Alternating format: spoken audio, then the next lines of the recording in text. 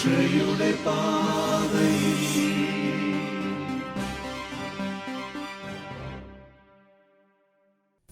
ഈശോ മിശിഹായ്ക്ക് സ്തുതിയായിരിക്കട്ടെ. പ്രിയപ്പെട്ട മക്കളെ, നിങ്ങളെ ക്ലാസ്സിലേക്ക് സ്വാഗതം ചെയ്യുന്നു. കഴിഞ്ഞ ഒരാഴ്ച നമ്മുടെയൊക്കെ ജീവൻ്റെ അമൂല്യത്തെക്കുറിച്ച് നാം ചിന്തിക്കുകയായിരുന്നു. കുറച്ചൊക്കെ തിരിച്ചറിവുകൾ നിങ്ങൾക്കുണ്ടായി എന്നെനിക്കറിയാം. തിരിച്ചറിവുകൾക്കൊപ്പം തന്നെ ഒത്തിരി കൺഫ്യൂഷൻസും ഉണ്ടായിട്ടുണ്ടെന്നറിയാം. ഒരു കൺഫ്യൂഷനും മനസ്സിൽ സൂക്ഷിക്കരുത്. കാരണം കൺഫ്യൂഷൻ ഉണ്ടാവുന്നിടത്തേക്കാണ് നമ്മുടെ ശത്രു സംശയത്തിൻ്റെ രൂപത്തിൽ അല്ലെങ്കിൽ മറ്റാശയങ്ങളുടെ രൂപത്തിൽ കടന്നു വരിക. നിങ്ങളുടെ സംശയങ്ങൾ നിങ്ങൾ ദൂരീകരിക്കണം. സംശയങ്ങൾ ദൂരീകരിക്കാൻ നിങ്ങളുടെ അധ്യാപകരുണ്ട് ഇടവകയിൽ. അതുപോലെ തന്നെ നിങ്ങളുടെ ഇടവകയിലെ ആത്മീയ പിതാക്കന്മാരുണ്ട്, നമ്മുടെ വികാരിയച്ചന്മാരുണ്ട്. ഉറപ്പായിട്ടും സംശയങ്ങൾ മാറ്റിക്കൊണ്ട് വേണം ലോകത്തിലേക്ക് പൂർണ്ണ ബോധ്യത്തോടെ ഇറങ്ങാൻ. കഴിഞ്ഞ ക്ലാസ്സിൻ്റെ തുടർച്ചയിലേക്ക് നാം പോവുകയാണ്. ജീവനെക്കുറിച്ച് തന്നെയാണ് നാം ചിന്തിക്കുന്നത്. നമുക്ക് പ്രാർത്ഥിച്ചു തുടങ്ങിയാലോ? ഒരു നിമിഷം കണ്ണുകൾ അടച്ച് നമുക്ക് പ്രാർത്ഥിക്കാം. ആയിരിക്കുന്ന സ്ഥലത്ത് ഈശോയുടെ സന്നിധിയിലാവാം. എൻ്റെ ഈശോയെ, കഴിഞ്ഞ ഒരാഴ്ച ഞാൻ എൻ്റെ ജീവിതത്തെക്കുറിച്ച് ചിന്തിക്കുകയായിരുന്നു. എത്രമാത്രം വിലയുള്ളവനാണ് ഞാൻ. എൻ്റെ ഈ ജീവൻ്റെ ആ ക്രമത്തെക്കുറിച്ചൊന്ന് ചിന്തിച്ചപ്പോഴാണ് മനസ്സിലായത്, എന്തൊരത്ഭുതമാണ് ഞാൻ. എന്തൊരത്ഭുതത്തിലേക്കാണ് അങ്ങ് എന്നെ സൃഷ്ടിച്ചിരിക്കുന്നത്, എനിക്ക് ജന്മം തന്നിരിക്കുന്നത്. എൻ്റെ ഈശോയെ, ആ ജീവൻ്റെ മൂല്യം അറിഞ്ഞു ജീവിക്കാൻ എന്നെ സഹായിക്കണമേ. ഇന്നത്തെ ഈ ക്ലാസ് അതിന് സഹായകമാവട്ടെ. പരിശുദ്ധ അമ്മേ, എൻ്റെ മാതാവേ, എൻ്റെ കൂടെ ഉണ്ടാവണമേ. പിതാവിൻ്റെയും പുത്രൻ്റെയും പരിശുദ്ധാത്മാവിൻ്റെയും നാമത്തിൽ ആമേൻ. പ്രിയപ്പെട്ട മക്കളെ, ഇന്ന് ലോകത്തിൽ ഏറ്റവും കൂടുതൽ വിൽക്കപ്പെടുന്നത് എന്താണെന്ന് നിങ്ങൾക്കറിയാമോ? വിൽക്കപ്പെടുക എന്ന് പറഞ്ഞാൽ ഏറ്റവും കൂടുതൽ ലാഭമുണ്ടാക്കാൻ പറ്റുന്ന ഒന്ന്. എന്താണത്? മനുഷ്യജീവൻ തന്നെയാണ്. പല രീതികളിൽ ഒരു ചരക്കെന്ന നിലയിൽ ദൈവം നമ്മളെ സൃഷ്ടിച്ചിരിക്കുന്നത് ആ ഒരു ലക്ഷ്യത്തിനു വേണ്ടിയല്ല. പക്ഷേ പല തലങ്ങളിൽ മനുഷ്യജീവനാണെന്ന് ഏറ്റവും കൂടുതൽ ലാഭമുണ്ടാക്കാൻ വേണ്ടി ഉപയോഗിക്കപ്പെടുന്നത്. അത് ചില സാധനങ്ങൾ വിറ്റഴിക്കുന്നതിലാവട്ടെ, ചില ആശയങ്ങൾ പ്രചരിപ്പിച്ച് അതിലൂടെ ലാഭമുണ്ടാക്കുന്നതിലാവട്ടെ. അങ്ങനെ വരുമ്പോൾ നമ്മൾ കഴിഞ്ഞ ആഴ്ച കണ്ട മനുഷ്യജീവൻ, ദൈവത്തിൻ്റെ സൃഷ്ടി, മൂല്യമുള്ളത്, ആ ദൈവിക പുത്ര സ്ഥാനത്തേക്ക് ഉയരേണ്ടത് എന്നൊക്കെയുള്ള ആശയങ്ങളെ മാറ്റിവെക്കേണ്ടി വരും. ഞാനിത് പറഞ്ഞത്, പ്രിയപ്പെട്ട മക്കളെ, ബോധപൂർവം മനുഷ്യജീവനെതിരെ ധാരാളം ഭീഷണിയുടെ സ്വരങ്ങളും ഭീഷണിയുടെ പ്രവർത്തനങ്ങളും ഇന്ന് ലോകത്തിൽ ഉണ്ടാവുന്നുണ്ട്. അതുകൊണ്ടാണ് പരിശുദ്ധ ജോൺ പോൾ രണ്ടാമൻ മാർപ്പാപ്പ ഈ കാലഘട്ടത്തെ മരണത്തിൻ്റെ സംസ്കാരം എന്ന് വിളിച്ചത്. ജീവൻ്റെ സംസ്കാരമെന്നല്ല. ഒരു മനുഷ്യൻ, പൂർണ്ണ ദൈവപുത്രനായുള്ള നമ്മുടെ ഓരോരുത്തരുടെയും ജീവൻ അത്രയ്ക്ക് എളുപ്പമല്ല. ജീവിതം അത്രയ്ക്ക് എളുപ്പമല്ല. നമ്മളീ പറയുന്ന ആശയങ്ങൾക്ക് വിരുദ്ധമായി വളരെ ശക്തമായിട്ടുള്ള ഒരു അഭിപ്രായ സംഹിതകൾ ലോകത്തിൽ ഉയർന്നു വരുന്നുണ്ട്, മാധ്യമങ്ങളിലൂടെയും അല്ലാതെയും ഒക്കെ. അപ്പം നമ്മൾ ഇന്ന് ചിന്തിക്കാൻ പോകുന്നത് മനുഷ്യജീവന് അല്ലെങ്കിൽ മനുഷ്യജീവൻ നേരിടുന്ന പ്രധാനപ്പെട്ട ഭീഷണികളെക്കുറിച്ചാണ്. മനുഷ്യജീവനെ പടർന്ന് പന്തലിച്ച് ഫലദായകമാവുന്നതിന് പകരം ഇതുപോലെ ഉണങ്ങി ശുഷ്കമായിട്ട് പോവാൻ, അങ്ങനെ അതിൽ നിന്നും ലാഭമുണ്ടാക്കാനായിട്ട് മനുഷ്യജീവനെ ഒരു ചരക്ക് പോലെ കരുതുന്ന അപകട സാധ്യതകളെക്കുറിച്ച്. ഞാൻ കഴിഞ്ഞ ക്ലാസ്സിൽ നിങ്ങളോട് സൂചിപ്പിച്ചായിരുന്നു, നമ്മൾ കേരളത്തിൽ ഒത്തിരി ചർച്ചയായ ഒരു സിനിമയാണ് സാറ എന്ന് പറയുന്ന ആ സിനിമ. ഒരു പെൺകുട്ടിയുടെ കരിയർ സ്വപ്നങ്ങൾക്ക് തടസ്സമായിട്ട് തൻ്റെ ഉദരത്തിലുണ്ടാവുന്ന കുഞ്ഞ് വരുമെന്ന് കരുതിയപ്പോൾ ആ കുഞ്ഞിനോട് നോ പറഞ്ഞു. ഒരു ഒരു ഒരു ഡ്രസ്സ് വലിച്ചെറിയുന്ന ലാഘവത്തോടുകൂടി ആ കുഞ്ഞിനെ കൊലയ്ക്ക് കൊടുക്കാൻ തീരുമാനമെടുക്കുന്ന ഒരമ്മയുടെ ചിത്രം. മനുഷ്യജീവനെതിരെ ഇന്ന് ലോകത്തിൽ ഉയർന്ന ഏറ്റവും വലിയ ഭീഷണി അതാണ് പ്രിയപ്പെട്ട മക്കളെ. ഉദരത്തിൽ വെച്ച് തന്നെ കുഞ്ഞുങ്ങളെ കൊന്നുകളയുക.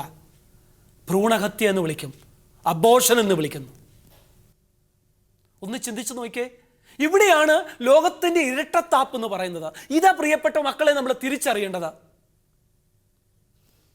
ലോകത്തിലെ സംസ്കാര സമ്പന്നരെന്ന് കരുതുന്ന പലരും അശരണരായവർക്കെതിരെ തോക്കുയർത്തുമ്പോൾ അല്ലെങ്കിൽ ഒരു അപകടമുണ്ടാകുമ്പോൾ അവരെ ഒത്തിരി പോസ്റ്റിടും. അവിടെ ജീവൻ അപകടത്തിൽ, ഇവിടെ ജീവൻ അപകടത്തിൽ. സ്വയം പ്രതിരോധിക്കാൻ കഴിയാത്തവരെ അടിച്ചമർത്തുന്നു. ലോകത്തിൻ്റെ നാനാഭാഗങ്ങളിലും പ്രകടനങ്ങൾ നയിക്കും, പന്തം കൊളുത്തി പ്രകടനവും അല്ലെ വലിയ സമരങ്ങളും ഒക്കെ പ്രഖ്യാപിക്കും. ഫേസ്ബുക്കിലും വാട്സപ്പിലും ഒക്കെ കയറി അങ്ങ് മേയും അങ്ങോട്ട്. പക്ഷേ ഒന്ന് ചലിക്കാൻ പോലും ആവതില്ലാത്ത ഒരു കുഞ്ഞ് അതിനെ സംരക്ഷിക്കാനായിട്ട് ഏൽപ്പിച്ചു കൊടുത്തിരിക്കുന്ന അമ്മയുടെ തീരുമാനത്താൽ തന്നെ, അതിനെ സംരക്ഷിച്ചു നിർത്തേണ്ട അപ്പൻ്റെ തീരുമാനത്താൽ തന്നെ കൊല ചെയ്യപ്പെടുന്നതിനെ കുറിച്ച് പറയുമ്പോൾ അവിടെ പറയുന്നത് എന്താണെന്നറിയാവോ? അത് സ്ത്രീയുടെ സ്വാതന്ത്ര്യം അല്ല പ്രിയപ്പെട്ട മക്കളെ. സഭ പഠിപ്പിക്കുന്നു, ശക്തമായിട്ട് തന്നെ ഉറച്ച ബോധ്യത്തോടെ പഠിപ്പിക്കുക. ഒരമ്മയുടെ ഉദരത്തിൽ ഭ്രൂണം ഉരുവാകുന്ന ആ ഒരു സമയത്ത് തന്നെ അതൊരു മനുഷ്യ വ്യക്തിയാണ്. മനഃശാസ്ത്രവും അത് തന്നെയാണ് പറയുന്നത്. ആ നിമിഷം തൊട്ട് ഒരു കുഞ്ഞില് അവൻ്റെ സ്വഭാവ സവിശേഷതകളും എല്ലാം ഉടലെടുത്തുകൊണ്ടിരിക്കുക. അതൊരു മനുഷ്യ വ്യക്തിയാണ്. ആ മനുഷ്യ വ്യക്തിയെ അമ്മയുടെ ഉദരത്തിൽ വെച്ച് തന്നെ കശാപ്പ് ചെയ്യുന്ന ഭ്രൂണഹത്യ മരണ സംസ്കാരത്തിൻ്റെ ആദ്യത്തെ മണിയടിയാണ്. മദർ തെരേസ പറയുന്നുണ്ട്, നിരപരാധികളെ വധിക്കാൻ അനുവദിക്കുന്ന ഒരു രാഷ്ട്രം ഒരിക്കലും ലോകത്തിൽ ഒന്നാമതാവില്ല. ആധുനിക ലോകത്തെക്കുറിച്ച് പറയുക. അതുപോലെ തന്നെ സഭ ആധുനിക ലോകത്തിൽ എന്ന വത്തിക്കാൻ കൗൺസിൽ ഡിക്രി മനുഷ്യജീവനെ അതിൻ്റെ ഉത്ഭവത്തിൻ്റെ ആദ്യ നിമിഷം മുതൽ അതീവ ജാഗ്രതയോടെ സംരക്ഷിക്കണം. ഭ്രൂണഹത്യ എന്ന വലിയൊരു പാപം, അതിനെതിരെ നിലപാടെടുക്കേണ്ടവരാ ഓരോ കത്തോലിക്കനും. നമ്മുടെ ചുറ്റുവട്ടങ്ങളിൽ നിന്ന് ഒത്തിരി ആധുനിക ലോകമല്ലേ, കാലം മാറിയില്ലേ എന്നൊക്കെ പറഞ്ഞ് ഒത്തിരി അഭിപ്രായ സംഹിതകളുണ്ടാവാം പ്രിയപ്പെട്ട മക്കളെ. ചിന്തിക്കുക, നാളെ ഈ ജീവന്റെ കാവലാളുകൾ ആവേണ്ടവരാ നിങ്ങൾ ഓരോരുത്തരും. ഒരപ്പനായിട്ടോ അമ്മയായിട്ടോ ഒക്കെ. ഒരിക്കലും നമ്മുടെ ഒരമ്മയുടെ ഉദരം കുഞ്ഞിൻ്റെ ശവപ്പറമ്പായിട്ട് മാറരുത് മക്കളെ. അവിടുന്ന് വീണ്ടും നമ്മൾ ഈ ദിവസങ്ങളിലൊക്കെ നമ്മൾ പത്രം വായിക്കുമ്പോൾ നമ്മുടെ മുമ്പിലേക്ക് വരുന്ന എത്രയെത്ര എന്താ പറയുന്നത്, കണ്ണീരലിയിക്കുന്ന കഥകൾ നമ്മൾ കേൾക്കുന്നു, സംഭവങ്ങൾ. അന്ന് കായേന് നേരെ മുഴങ്ങിയ സ്വരം ഇന്ന് ഇവിടെ അലയടിക്കുന്നുണ്ട്. നിന്റെ സഹോദരൻ ഇവിടെ ചെറിയ സൗന്ദര്യപ്പടക്കത്തിൻ്റെ പേരിൽ സഹോദരനെതിരെ ആയുധമെടുക്കുക, കൊല്ലുക.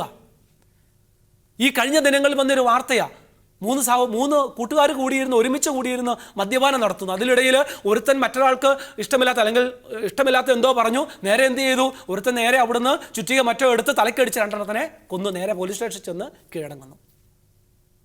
അല്ലെങ്കിൽ അല്പം സ്വത്തിന് വേണ്ടിയിട്ട് മക്കള് മാതാപിതാക്കളെ കൊല്ലുന്നു. ചെറിയ വാക്തർക്കത്തിൻ്റെ പേരിൽ സഹോദരങ്ങൾ തമ്മിൽ അങ്ങോട്ടും ഇങ്ങോട്ടും ആയുധമെടുക്കുന്നു. രണ്ടാമത്തെ വലിയൊരു അപകടം പ്രിയപ്പെട്ട മക്കളെ, ഭീഷണി, കൊലപാതകം. സഹോദരൻ്റെ കാവൽക്കാരനവൻ വിളിക്കപ്പെട്ടവരാണ് നമ്മൾ ഓരോരുത്തരും. ആ സഹോദരൻ എൻ്റെ രക്തത്തിൽ പറഞ്ഞ സഹോദരൻ മാത്രമല്ല, ദൈവത്തിൻ്റെ ഛായയിലും സാദൃശ്യത്തിലുമാണ് ഞാൻ സൃഷ്ടിക്കപ്പെട്ടിരിക്കുന്നതെങ്കിൽ നീയും അതുപോലെയാണെങ്കിൽ ഞാൻ നിൻ്റെ സംരക്ഷകനാകണം, നീ എൻ്റെ സംരക്ഷകയാവണം. അല്ലേ? ചിന്തിച്ചു നോക്കിയ പ്രിയപ്പെട്ട മക്കളെ, കൊലപാതകത്തിൻ്റെ, അതായത് ഒരു ഒരു ഒരു പ്രാണിയെ കൊല്ലുന്ന ലാഘവത്തോടുകൂടി. അതിൽ ഏറ്റവും രസകരമായ വസ്തുത എന്താണെന്നറിയാവോ? ഈ മൃഗങ്ങളെ, ഇപ്പം തെരുവിലൂടെ അലഞ്ഞു തിരിയുന്ന പേപ്പട്ടിയെ, തെരുവ് നായ്ക്കളെ കൊല്ലുന്നതിനെതിരെ ശബ്ദമുയർത്തുന്നവരുണ്ട് അവരുടെ അവകാശങ്ങൾക്ക് വേണ്ടി.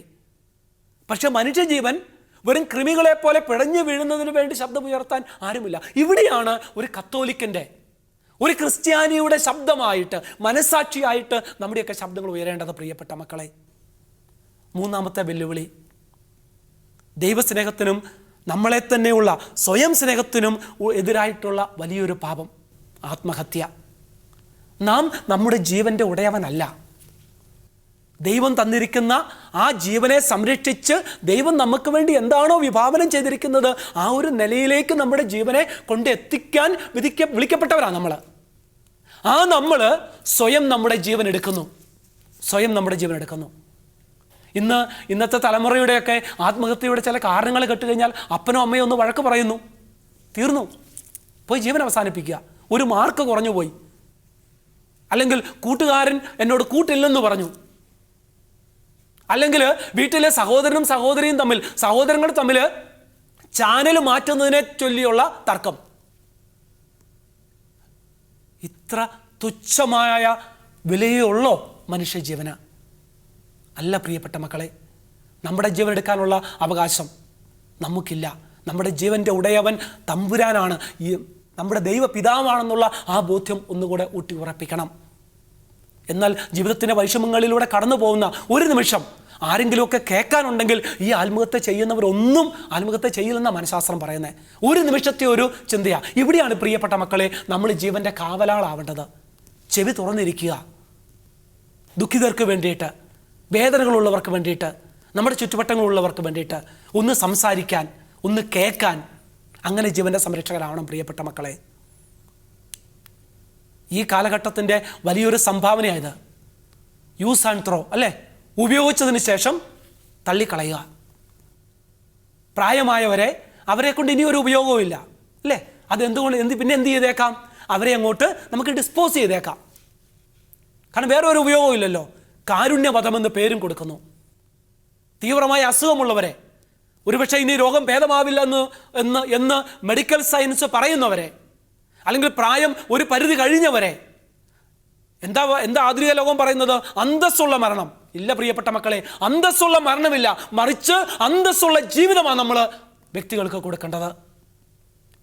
ഒരുപക്ഷെ നമ്മുടെയൊക്കെ മാതാപിതാക്കളുടെ ഒരു കാലം വരുമ്പം നമ്മളും ഇങ്ങനെ ചിന്തിച്ചേക്കാം, അല്ലേ? ദയവ് ചെയ്താവരുത്. നമുക്ക് വേണ്ടി അധ്വാനിച്ച് നമ്മളെ വളർത്തി, നമ്മളെ പരിപാലിച്ച്, അല്ലേ, 10 മാസം നമ്മളെയൊക്കെ ചുമന്ന നമ്മുടെ അമ്മ, നമുക്ക് വേണ്ടി വിയർപ്പൊഴുക്കുന്ന നമ്മുടെ അപ്പന്, അവരെത്ര പ്രായമായാലും, എത്ര വയ്യാതായാലും, ഏത് അസുഖബാധിതരായാലും അവരെ സംരക്ഷിക്കാനുള്ള ഉത്തരവാദിത്വം നമുക്കുണ്ട് പ്രിയപ്പെട്ട മക്കളെ. സഹനം ജീവിതത്തിൻ്റെ അവസാനമല്ല, സഹനത്തെ രക്ഷാകരമാക്കിയ ഈശോ മിശിഹായുടെ അനുയായികളാണ് നമ്മൾ. കുരിശിലൂടെ രക്ഷ കണ്ട ഈശോ മിശിഹായുടെ, രക്ഷ തന്ന ഈശോ മിശിഹായുടെ അനുയായികളാണ് നമ്മൾ. അതുപോലെ തന്നെ ഇന്ന് ഏറ്റവും കൂടുതൽ ലാഭമുണ്ടാക്കുന്ന ഒരു മേഖലയാണ് ഡ്രഗ്സിൻ്റെ കച്ചവടം. ഏത് ദിവസത്തെ പത്രം എടുത്താലും മീഡിയയിലൂടെ നമുക്ക് കേൾക്കുന്നതാണ്. അതും നിങ്ങളുടെയൊക്കെ പ്രായത്തിലുള്ള ചെറുപ്പക്കാർ എളുപ്പം പണമുണ്ടാക്കാൻ വേണ്ടിയിട്ട്. പ്രിയപ്പെട്ട മക്കളെ, ജീവിതത്തിൽ നമ്മൾ ഈ ലോകത്തിലേക്ക് നമ്മളെ തമ്പുരാൻ വിടുമ്പോൾ നമ്മുടെ ഓരോരുത്തരുടെയും ജീവനൊരു ലക്ഷ്യമുണ്ട്. ആ ലക്ഷ്യം പൂർത്തിയാക്കാതെ തിരിച്ചു ചെല്ലുമ്പോഴാണ് എനിക്ക് വീഴ്ച ഉണ്ടാവുന്നത്. ആ ലക്ഷ്യത്തിലേക്ക് എത്താതെ തടയുന്ന, നമ്മുടെ ആരോഗ്യം ക്ഷയിപ്പിച്ച് ജീവിതം എത്തുന്നതിന് മുൻപ് നമ്മളെ മരണത്തിലേക്ക് തള്ളിയിടുന്നതാണ് ലഹരി വസ്തുക്കളുടെ ഉപയോഗം. ഈ ലഹരി വസ്തുക്കളെ ഒത്തിരി മഹത്വവൽക്കരിച്ചു കൊണ്ടുള്ള സിനിമകളും പാട്ടുകളും, അല്ലേ? പ്രിയപ്പെട്ട മക്കളെ, അവിടെ ഒരു എതിർ സാക്ഷ്യമായി നമുക്ക് നിൽക്കാൻ പറ്റണം. ജീവനെ ബഹുമാനിക്കുന്നവരായിട്ട് ഇങ്ങനെയുള്ള ശീലങ്ങളിലുള്ളവരെ സഹായിക്കാൻ നമുക്ക് പറ്റണം. ആ ശീലങ്ങളിലുള്ളവരിൽ നിന്ന് അകന്നു നിൽക്കാൻ നമുക്ക് പറ്റണം. അങ്ങനെയുള്ളവരൊക്കെ സഹായം എത്തിച്ചു കൊടുക്കാൻ നമുക്ക് പറ്റണം. ഇങ്ങനെ ഉള്ള ശീലങ്ങളിലേക്ക് മറ്റുള്ളവരെ തള്ളിയിടുന്നവർക്കെതിരെ സാക്ഷ്യമായിട്ട് നിൽക്കാനും അതിനുള്ള നടപടികളിലേക്ക് നമ്മുടെ നിയമത്തെയൊക്കെ കൊണ്ട് എത്തിക്കുന്ന വലിയൊരു ഇനിഷ്യേറ്റീവ് എടുക്കാൻ അങ്ങനെയുള്ളവരായിരിക്കണം നമ്മുടെ കത്തോലിക്ക യുവത്വം എന്ന് പറയുന്ന പ്രിയപ്പെട്ട മക്കളെ. അങ്ങനെയെങ്കിൽ മരണസംസ്കാരത്തിൽ നിന്നും ജീവൻ്റെ സംസ്കാരത്തിലേക്ക് പോകാൻ നമ്മൾ എന്ത് ചെയ്യണം? ആദ്യം നമ്മുടെ ജീവൻ്റെ മഹത്വത്തെക്കുറിച്ച് നമുക്ക് ബോധ്യമുണ്ടാവണം. 5 കാര്യങ്ങൾ പറയുന്നുണ്ട്. 2, ആ ജീവൻ്റെ മഹത്വത്തെക്കുറിച്ച് നമുക്ക് പ്രഘോഷിക്കണം. വെറുതെ ബോധ്യമുണ്ടായ പോരാ, ആ ബോധ്യം നമ്മൾ പറയണം, ശക്തമായിട്ട് പറയണം. അതുപോലെ തന്നെ ജീവനെ ആദരിക്കണം. ആദ്യം ആരുടെ ജീവനെ? നമ്മുടെ ജീവനെ ആദരിക്കണം. ചുറ്റുവട്ടങ്ങളിലുള്ള ജീവനെ ആദരിക്കണം. അതുപോലെ തന്നെ നമുക്ക് പ്രോ ലൈഫ് മൂവ്മെൻറ്റിൽ, പ്രോ ലൈഫ് പ്രവർത്തനങ്ങളിൽ, ജീവനെ സംരക്ഷിക്കുന്ന വലിയ പ്രവർത്തനങ്ങൾ നമ്മുടെ കത്തോലിക്ക സഭയുടെ ഭാഗത്ത് നടക്കുന്നുണ്ട്. അതിലൊക്കെ നമ്മൾ പങ്കാളികളാവണം. പ്രത്യേകിച്ച് നമ്മുടെ കുടുംബങ്ങളിൽ. നാളെ നമ്മുടെയൊക്കെ കുടുംബത്തിൻ്റെ തലപ്പത്തേക്ക് വരണ്ടല്ലോ നിങ്ങൾ ഓരോരുത്തരും, അപ്പനായിട്ടും അമ്മയായിട്ടും ഒക്കെ. അതുപോലെ തന്നെ കുഞ്ഞുങ്ങളെ കുടുംബത്തിൻ്റെ സമ്പത്തായിട്ടൊരു ബാധ്യതയല്ല. ഒരു കത്തോലിക്ക കുടുംബത്തിൽ കുഞ്ഞുങ്ങളൊരു ബാധ്യതയല്ല. ഈ അടുത്ത ദിവസങ്ങളിൽ ഒത്തിരി ചർച്ചയായിട്ടുള്ളതാ. സഭ ഒത്തിരി കല്ലേറ് കൊണ്ടതാ. അവിടെ തൻ്റെ അടുത്തോടെ നിൽക്കാൻ പറ്റണം. ഉത്തരവാദിത്വമില്ലാതെ കുഞ്ഞുങ്ങൾക്ക് ജന്മം കൊടുക്കുക എന്നുള്ളതല്ല പറയുന്നത്. മറിച്ച് എനിക്ക് പൂർണ്ണ അന്തസ്സോടുകൂടി എത്ര കുഞ്ഞുങ്ങളെ വളർത്താൻ പറ്റുമോ ഒരു കുടുംബത്തിൽ, അത്രയും കുഞ്ഞുങ്ങളെ തമ്പുരാൻ്റെ ദാനമെന്ന നിലയിൽ കൈനീട്ടി സ്വീകരിക്കാനായിട്ടുള്ള ആ ഒരു ക്രൈസ്തവ ഉത്തരവാദിത്വം നമ്മളിൽ ഓരോരുത്തരും ഉണ്ട്. പ്രിയപ്പെട്ട മക്കളെ, അങ്ങനെ ജീവൻ്റെ സംരക്ഷകരാവാൻ നമുക്ക് കഴിയട്ടെ എന്ന് ആശംസിക്കുകയാണ്. ഈ ഒരാഴ്ച നമുക്കൊന്ന് ചിന്തിച്ച് നോക്കണം.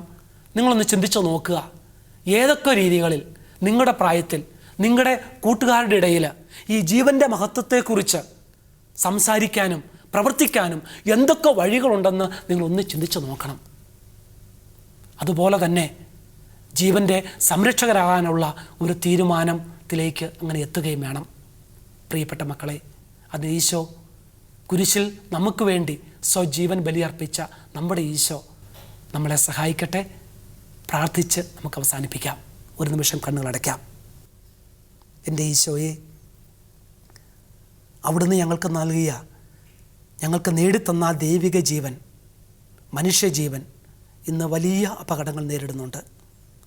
ആ ജീവൻ്റെ സംരക്ഷകനാവാൻ, എൻ്റെ ജീവനെ സംരക്ഷിച്ചുകൊണ്ടും എൻ്റെ ജീവനെ ആദരിച്ചുകൊണ്ടും എൻ്റെ ചുറ്റുവട്ടങ്ങളിലുള്ളവരുടെ ജീവനെ ആദരിച്ചുകൊണ്ടും ജീവൻ്റെ വിലയെക്കുറിച്ച് അവരുടെ മുൻപിൽ ഒരു സാക്ഷ്യമായി തീരുവാൻ എൻ്റെ ഈശോയെ എന്നെ സഹായിക്കണമേ. ജീവിതത്തിൻ്റെ ഒരു നിമിഷം പോലും ജീവനെതിരെ ഉള്ള ഏതെങ്കിലും നടപടികളിലേക്ക് ഒന്ന് ചിന്തിക്കുക പോലും ചെയ്യാതിരിക്കാൻ എൻ്റെ ഈശോയെ എന്നെ സഹായിക്കണമേ. ജീവനെതിരെയുള്ള ഭീഷണികൾ ഒത്തിരി ശക്തമായിട്ട് ഉള്ള ഒരു കാലഘട്ടത്തിലൂടെ ഞാൻ കടന്നു പോകുന്നത്. അതിനെതിരെ നിൽക്കാൻ എനിക്കൊത്തിരി ഇച്ഛാശക്തി ആവശ്യമാണ്. ഈ കാലഘട്ടത്തിൽ ഒരു ശക്തിയായിട്ട് എൻ്റെ കൂടെ ഉണ്ടാവണമേ എൻ്റെ ഈശോയെ. പിതാവിൻ്റെയും പുത്രൻ്റെയും പരിശുദ്ധാത്മാവിൻ്റെയും നാമത്തിൽ ആമേൻ.